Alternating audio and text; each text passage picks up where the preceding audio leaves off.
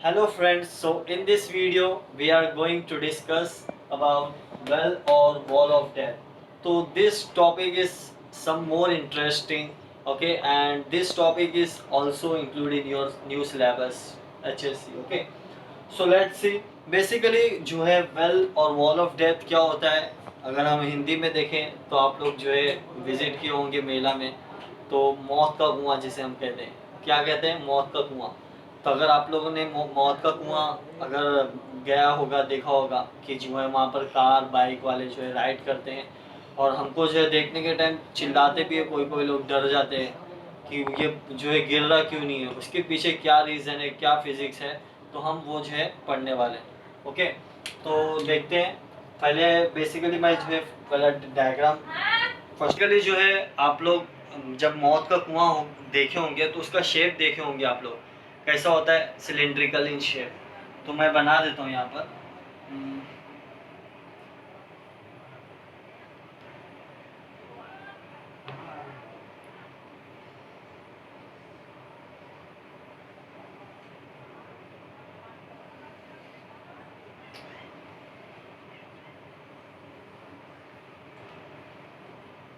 Okay, तो ये जो है डायग्राम है, उसका शेप बनाया मैंने, ना कि एग्जैक्टली जो है मौत का कुआं बनाया।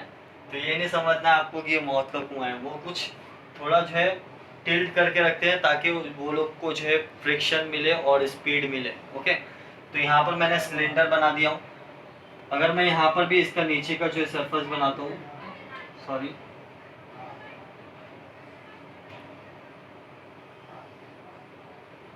ये ऐसा नीचे का इसका हुआ है सरफेस। ओके, तो यहाँ पर अगर ये गोल जैसा है, इसका मतलब इसका कुछ रेडियस सेंटर होगा, तो ये मैं कंसिडर किया हूँ small R is your radius. Okay, अब यहाँ पर जो है ये सिलेंडर है। अगर मैं यहाँ पर जो है यहाँ पर कोई भी राइडर जो भी व्हीकल है, समझो कार हो या बाइक हो, वहाँ पर तो बेसिकली ज़्यादातर आमतौर पर कार बाइक सब रहते हैं। तो मैं यहाँ कंसिडर क्या कर रहा हूँ कि यहाँ पर बाइक है। ओके, अब ये बाइक वाला जब circular motion, horizontal circular motion जब परफॉर्म करेगा, तो इसमें जो है वेरियस फोर्सेस एक्ट करेंगे, जो है जो कि जो राइडर है, जो बाइक राइड कर रहा है, उसको कौन से फोर्स, ऐसे कौन से फोर्स लग रहे हैं जो ये बाइक नीचे नहीं गिर रही है, तो वो हम देखेंगे। ओके, अब ये जब बाइक वाला है, अब इसका कुछ तो मास होगा, बाइक का, वो इंसान का, उसका मास होगा, यानी उसका वेट, कभी भी वेट ड्यू टू ग्रेविटी कहाँ पर एक्ट करती है, डाउनवर्ड डायरेक्शन। तो यहाँ पर इसका वेट कहाँ एक्ट करेगा, डाउनवर्ड डायरेक्शन में। उसको क्या डिनोट करता हूँ, मास इनटू ग्रेविटी, क्योंकि हमको पता है वेट का फॉर्मूला क्या होता है, मास इनटू ग्रेविटी। जहाँ पे भी आपका वेट है वो due to gravity downward direction जा रहा है। अब इसका वेट के वजह से अब मैं यहाँ खड़ा हूँ, तो अब मैं सिंपल जो है हॉरिजॉन्टल सरफेस में खड़ा हूँ, तो मेरा वेट डाउनवर्ड डायरेक्शन में जाएगा। इसको बैलेंस करने के लिए मेरा नॉर्मल रिएक्शन कहाँ रहेगा, अपवर्ड डायरेक्शन। और नॉर्मल डायरेक्शन किस पर डिपेंड करता है, वेट पे। अगर कोई मोटा इंसान है तो उसका नॉर्मल रिएक्शन ज़्यादा होगा, जो पतला इंसान है उसका नॉर्मल रिएक्शन कम होगा।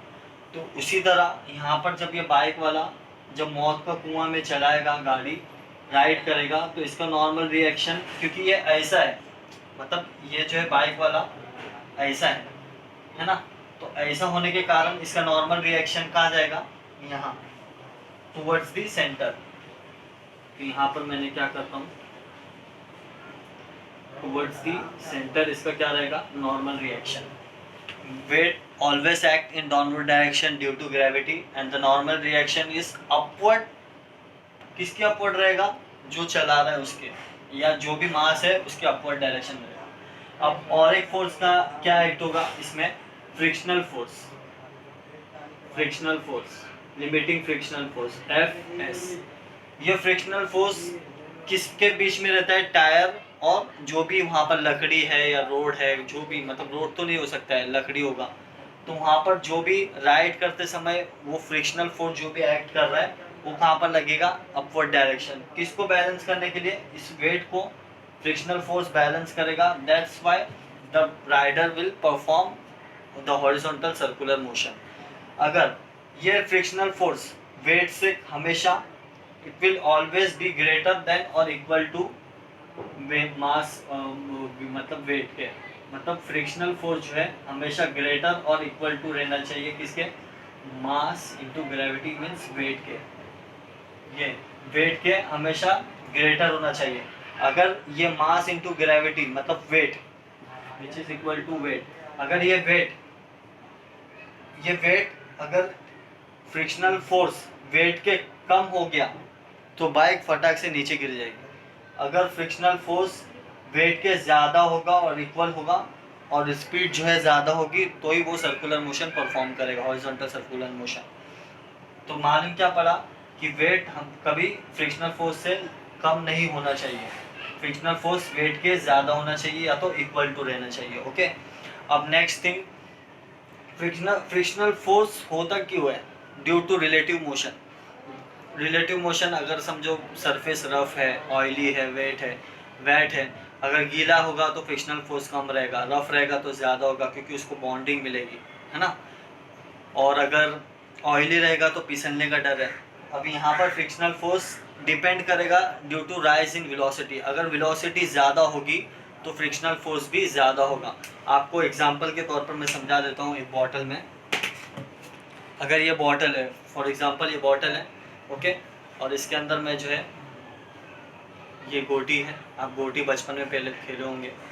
अभी देखिए मैं ये गोटी को अंदर डालता हूँ, ओके, बंद कर दिया मैंने। अब मैं जब इसको ये घुमा रहा हूँ, यहाँ पर ये देखिए घुमा रहा हूँ मैं, अगर मैं सीलो घुमाऊंगा, देखिए अगर मैं सीलो घुमाऊंगा तो नीचे गिर जाएगा। अगर मैं ये चीज़ को फास्ट घुमाऊंगा तो देखो सर्कुलर मोशन परफॉर्म कर रहा है। इसका मतलब क्या हुआ कि ये गोटी की स्पीड जितनी ज़्यादा होगी उतना उसको सर्कुलर मोशन करने के लिए जो है आसानी होगा, उतना वो जो है स्टेबल घूमेगा, सर्कुलर मोशन परफॉर्म करेगा, हॉरिजॉन्टल सर्कुलर मोशन। अगर मैं इसकी स्पीड कम कर दिया तो ये डायरेक्टली नीचे गिर गया। इसका मतलब क्या हुआ कि frictional force is directly proportional to the velocity. Frictional force जो है वो वेलोसिटी पे डिपेंड करता है, मतलब फ्रिक्शनल फोर्स ज़्यादा तो वेलोसिटी भी ज़्यादा। अब मुझे इसमें घुमाने के लिए वेलोसिटी ज़्यादा रख रहा हूँ तभी इसके अंदर सर्कुलर मोशन परफॉर्म हो रहा है। यानी फ्रिक्शनल फोर्स ज़्यादा होगा किसके, वेट के भी, और वेलोसिटी को भी हमको क्या करना है, इंक्रीज करना है, तब जाके वो सर्कुलर मोशन परफॉर्म होगा। ओके, तो इसका मतलब क्या है कि यहाँ पर वेरियस फोर्सेस एक्ट हो रहे हैं। कौन कौन से फोर्स, वेट डाउनवर्ड डायरेक्शन की तरफ, फ्रिक्शनल फोर्स अपवर्ड के, और ये जो है left towards the centre. Okay, तो मैं यहाँ पर नहीं बनाते हुए मैं आप लोगों को समझाने के हिसाब से बताया। तो अब हम डिराइव करते हैं इसको। ओके, तो देखिए नॉर्मल रिएक्शन, अब ये नॉर्मल रिएक्शन है, ये टूवर्ड्स द सेंटर है।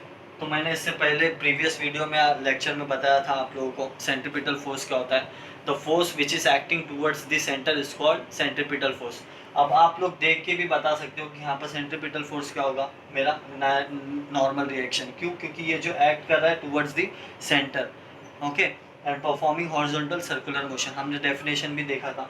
तो ये नॉर्मल रिएक्शन किसके जैसा बिहेव कर रहा है, सेंट्रीपिटल फोर्स के। तो मैं लिख सकता हूँ यहाँ पर normal reaction which is equal to centrifugal force, है ना। नॉर्मल रिएक्शन किसके इक्वल है, सेंट्रीफ्यूगल फोर्स के। ओके, एंड आप ये भी लिख सकते हो फ्रिक्शनल फोर्स अपवर्ड डायरेक्शन में, mg डाउनवर्ड डायरेक्शन में है, इसका रेडियस r है, नॉर्मल रिएक्शन सेंट्रीपिटल फोर्स के जैसा एक्ट कर रहा है। ओके, अभी देखिए नॉर्मल रिएक्शन, तो नॉर्मल रिएक्शन जब सेंट्रीफ्यूगल फोर्स के इक्वल है, सेंट्रीपिटल फोर्स के, सॉरी ये p है, ओके, सेंट्रीपिटल फोर्स के इक्वल है, तो सेंट्रीपिटल फोर्स का फॉर्मूला क्या होता है friends, m r omega square. इसको एक दे दीजिए इक्वेशन 1। सेंट्रीपिटल फोर्स का सिंपल मैंने क्या किया, फॉर्मूला लिख दिया। अब मुझे इसका हो गया नॉर्मल रिएक्शन का। अब एफ एस जो है किसके ऊपर डिपेंड करता है, F S is directly proportional to the mass into gravity. हमने पढ़ा है 11th में भी, F S is equal to M G. Okay, frictional force जो है, लिमिटिंग फ्रिक्शनल फोर्स इक्वल होता है किसके, वेट के। ओके, तो limiting frictional force is equal to the M G, मतलब वेट के। ओके, अभी इसको दे दो आप equation 2। Okay, now F S जो है greater than equal to M G, weight के मतलब फ्रिक्शनल फोर्स जो है वेट के ज़्यादा होना चाहिए। ये तीसरा स्टेप हो गया। अभी एफ एस, ये एफ एस था, एफ एस भी कर दिया। अब एफ एस जो है directly proportional to the normal reaction, ये भी हमने पढ़ा है 11th स्टैंडर्ड में कि नॉर्मल रिएक्शन के इक्वल होता है। और नॉर्मल रिएक्शन का फॉर्मूला क्या होता है? नॉर्मल रिएक्शन का फॉर्मूला आता है एम जी। क्यों एम जी हो रहा है? क्योंकि मैंने पहले ही बताया कि वेट को बैलेंस करने के लिए नॉर्मल रिएक्शन अपवर्ड डायरेक्शन में जाता है, मतलब वेट नीचे जा रहा है तो नॉर्मल रिएक्शन ऊपर, and both are equal. Okay, both are equal, तो n equal to M G. तो n आपका नथिंग बट वेट, n क्या है आपका? वेट है। तो वेट की जगह में मैं क्या लिखा हूँ? एम जी। तो अगर मैं ऐसा लिख सकता हूँ, जब force limiting frictional force is directly proportional to the normal reaction, और नॉर्मल रिएक्शन आपको पता है वेट है, तो वेट का फॉर्मूला क्या है? एम जी। तो n equal to M G, है ना, n equal to M G भी मिल सकता है आपको। ओके, तो आगे हम देखते हैं। देखिए ओमेगा है आपका, तो मैं आपको बताया था v equal to R omega, ये जनरल फार्मूला होता है। तो हमको ओमेगा चाहिए तो क्या मिलेगा आपको? v by are. तो यहाँ पर इसका और एक फार्मूला डिराइव होगा क्या? एम आर, और ओमेगा की जगह पे क्या लिखोगे आप? V square by r. तो m into r into omega की जगह पे वी बाई आर। अब ये स्क्वायर में है तो स्क्वायर में लिखो। अब ये आर से ये आर कैंसिल हो गया, तो क्या मिलेगा? M we square upon R. ये क्या मिला आपको? एन। ठीक है, ये आपको मिला एन। ओके, कंफ्यूज नहीं होना है फ्रेंड्स। तो आप देख सकते हो इसका और एक फार्मूला भी यहाँ पर लिख दो, तब आपको इजीली समझ में आएगा। तो एन का आपको और एक फार्मूला क्या मिला? M we square upon are which is equal to M R omega square. Okay, तो ये मिटा सकता हूँ मैं, ताकि आप लोग देख के कंफ्यूज ना। यहाँ पर आपका N M we square by R which is equal to M R omega square कैसा है आपको पता ही चल गया। अभी एफ एस क्या बताया मैंने? वेट के ज़्यादा और इक्वल होना चाहिए, वेट के ज़्यादा या इक्वल होना चाहिए किसके? F S. ओके, अब एफ एस का फॉर्मूला क्या होता है? एफ एस का फॉर्मूला होता है, यहाँ पर देखिए एफ एस का फॉर्मूला होता है mu S into g, mu S into n. Okay, तो म्यू एस इंटू एन होता है क्या? और इसको म्यू एस क्या है? Coefficient of friction, coefficient of static friction. Mu s क्या होता है आपका? Constant, coefficient of static friction, इसकी वैल्यू कांस्टेंट होती है। ओके, तो एफ एस की जगह में मैं क्या लिख सकता हूँ? म्यू एस एन लिख सकता हूँ यहाँ पर एफ एस की जगह पे, तो mu S into N which is greater than equal to M G. Okay, अब एन किसके इक्वल है? एम जी के। तो mu S into M G which is greater than equal to M G. तो m से m cancel हो गया, तो क्या मिला? Mu S into G which is greater than equal to gravity. Okay, M G, हाँ नहीं, यहाँ पर देखिए फ्रेंड्स, सॉरी, एन आपको एम जी नहीं लेना है अभी, क्योंकि एम जी तो हमने राइट हैंड साइड में लिया है, एन यहाँ पर ये वाला लेंगे। ठीक है, तो इक्वेशन 1 से आप n की वैल्यू पुट करोगे, तो म्यू एस एन, एन की वैल्यू क्या है आपको? M we square by are. तो m we square upon are which is greater than equal to M G. तो m से यहाँ m कैंसिल हो गया, तो क्या मिला? Mu S into v square upon are which is greater than equal to g. Okay, अब हमको क्या चाहिए यहाँ पर? Mu s. देखिए mu S into v square by r, यहाँ पर से एम कैंसिल कर दिया था हमने, तो अपने मुझे चाहिए वेलोसिटी। तो वेलोसिटी को अगर मैं यहाँ पर रखता हूँ, वेलोसिटी का square which is greater than equal to g. अब यहाँ आर जो है डिनोमिनेटर में है, तो यहाँ के न्यूमिनेटर में, ये न्यूमिनेटर में, यहाँ के डिनोमिनेटर में। ओके, अब यहाँ पर v का स्क्वायर है, देख सकते हो आप, तो square root on both the side करूँगा तो क्या होगा? v से स्क्वायर कैंसिल हो जाएगा, और क्या मिलेगा आपको? Under root of g into R by mu S. ये आपका हो गया वेलोसिटी फाइंड करने का मैक्सिमम और मिनिमम, तो यहाँ पर आप जो है ग्रेटर देन इक्वल टू, तो मतलब ये सर्कुलर मोशन परफॉर्म करने के लिए बाइक वालों को, बाइक राइडर को सर्कुलर मोशन परफॉर्म करने के लिए उसकी वेलोसिटी किसके इक्वल और ग्रेटर होना चाहिए, under root of G into R divided by mu S. आप देख सकते हो यहाँ के डेटा के हिसाब से कि आपको मैक्सिमम डेटा जो है कांस्टेंट वैल्यू मिली है। Mu S static friction, coefficient of static friction, ये कांस्टेंट होती है। जी 9.81 ये भी कांस्टेंट होता है। रेडियस, रेडियस इसलिए कांस्टेंट है, अगर आप सिलेंडर ले लो तो ये सिलेंडर आप बढ़ा घटा सकते हो, है ना, तो रेडियस चेंज होगा, तो वो आप डेटा पुट करने के बाद आपको क्या मिलेगा, वेलोसिटी, जो वेलोसिटी आपको मिलेगी मीटर पर सेकंड से, ओके, वही वेलोसिटी जो है रख कर अगर सेफली ड्राइव करना है, मतलब राइड करना है वेल ऑफ डेथ में या मौत के कुएं में, अगर वो बंदे को उसी वेलोसिटी में जो हमको यहाँ पर वेलोसिटी मिलेगी वही वेलोसिटी से अगर वो राइड करता है, अगर चलाता है मौत के कुएं में, तो उसको वो सेफली मूव, मतलब circular motion, horizontal circular motion perform कर सकता है। अगर उससे कम रखता है वेलोसिटी तो आपने देखा होगा भाई बॉटल का एग्जांपल, डायरेक्टली वो नीचे गिर जाएगा। तो ये था उसके पीछे का रीज़न, जो मेले में आप लोग देखते हैं कि वो गिरते नहीं है, यही रीज़न था।